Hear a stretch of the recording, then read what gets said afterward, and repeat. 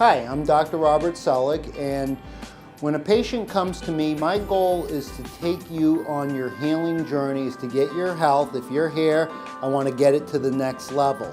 So to do that, I modeled my practice after the 5-element theory. And the 5 elements of fire, water, air, earth, and then the 5th element being the quintessential magical element. So when those 4 elements come together and they're in harmonious balance, then we create the real healing. Today I'm taking the earth element structure, which is the main topic of today.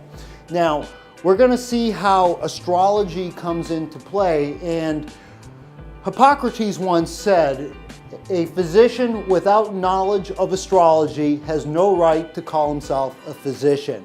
Hippocrates also said, "Let food be thy medicine, medicine thy food." Now, this is also based on the 12 constellations. We have the 3 fire signs, we have the 3 air signs, 3 water signs, and the 3 earth signs. Those 12 constellations represent the 12 meridians. That energy from above comes down to affect below. Our 12 meridians, which influence our 12 organ systems, which influences our 12 cranial nerves and our 12 branches of the solar plexus. And no coincidence, our heart, which is the sun, sits directly in the center of our 12 thoracic vertebrae. Structure is our bones. Now, structure is so important because structure determines function. And so we're going to see how the bones are ruled by Saturn. Saturn is a key player because Saturn represents order and structure, and just the opposite in Jupiter is growth and expansion. So those born in Capricorn or Taurus or Virgo are going to be more susceptible to bone deformities or bone calcium problems or scoliosis or bunions or arthritis or rheumatoid. Now, why are the bones so important? The bones is where we make our blood, in the bone marrow. We make our red blood cells. Our immune system is in the marrow. That's where we make our white blood cells. The bone is where we have all our mineral stores, which is vital for every function in the body. So we have to understand how we're going to influence structure if we're going to get the bones to optimal health. The Chinese once said, "The bones are strong, you're healthy." We're going to look at how your spine is, because structure to me determines function. So when our structure is off and we have a forward head translation on our spine, the head sits on the atlas. When that translation is off, it's going to cause major neurological problems, which will keep us in sympathetic dominance, where we can never relax and we're burning out the sympathetic, which will have a direct effect on our adrenal kidneys.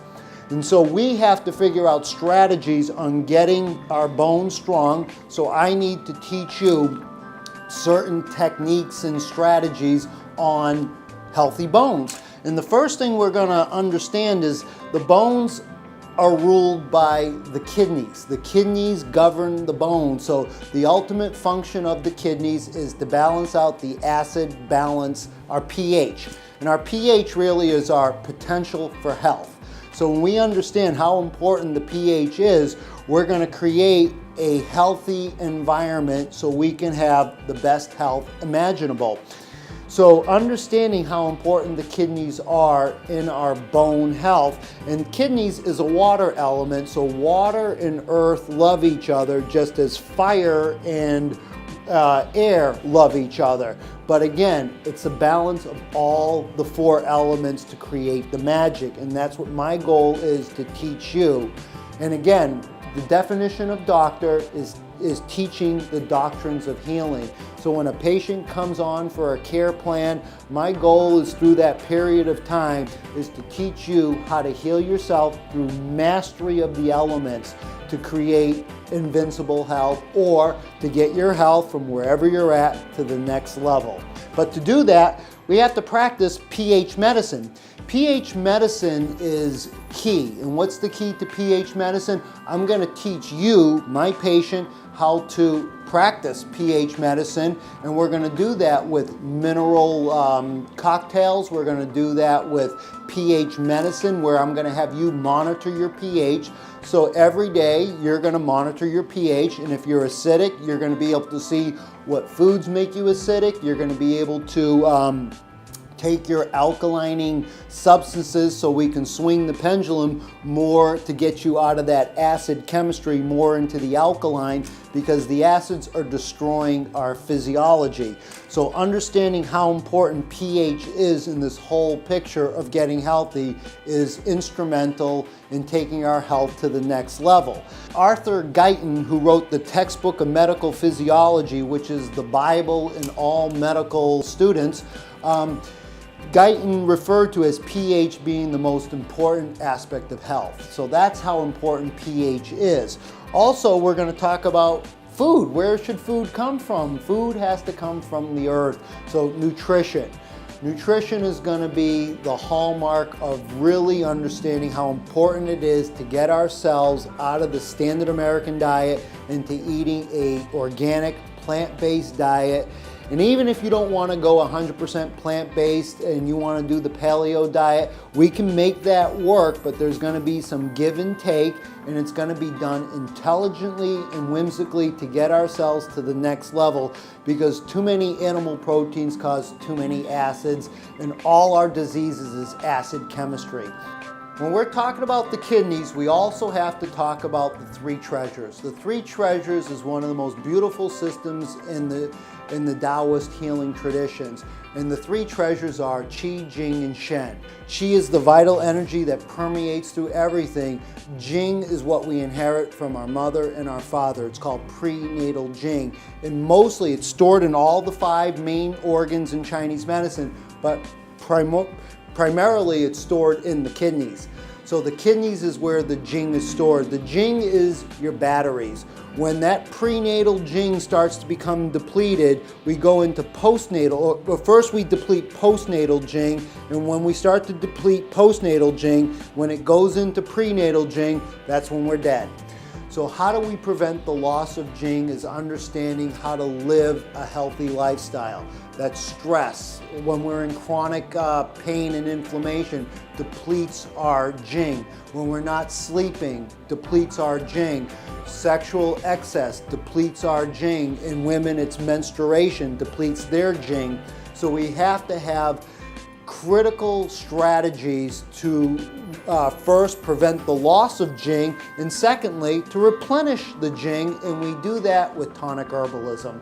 We use the great Jing herbs, the deer antlers, the placenta, the he, she, wu, there's so many herbal tonics that are specific for the Jing in Chinese medicine, and I'm going to teach my patients the top 10 Taoist herbs for restoring Jing, and that will be done through this whole process of understanding how to balance out all the elements while we're on our way to optimal health through mastery of the elements.